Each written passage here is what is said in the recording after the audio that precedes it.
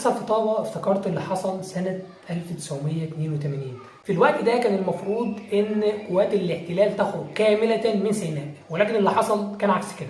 خرجوا من سيناء ولكن فضلوا واضعين ايديهم على بعض الاماكن زي طابة، قالوا احنا مش هنخرج من الاماكن دي تبعنا اصلا. تم الاختلاف على ان طابة مش دولة مصرية.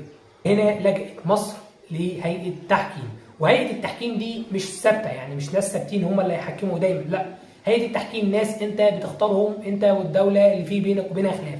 فتم الاتفاق على هيئة التحكيم، وبعد 7 سنين من الخناقات تم الاثبات ان طابة تبع ارض مصر. وسنة 1988 تم اصدار القرار من هيئة التحكيم ان طابة تقع ضمن الاراضي المصرية وتقع تحت السيادة المصرية. سنة واحدة تم رفع العلم المصري على ارض طابة واصبحت تخضع للسيادة المصرية. تأكد ان اكيد في رد، ولكن امتى الله اعلم. ما تنساش اللايك بقى والاشتراك عشان المعلومات الجاية كلها مفيدة.